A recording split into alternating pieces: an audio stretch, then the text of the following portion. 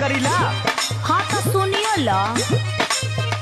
बहुत पाइबा तो प्यार के न रस पाइबा रात से जिया पे रजाऊ तो रस जाइबा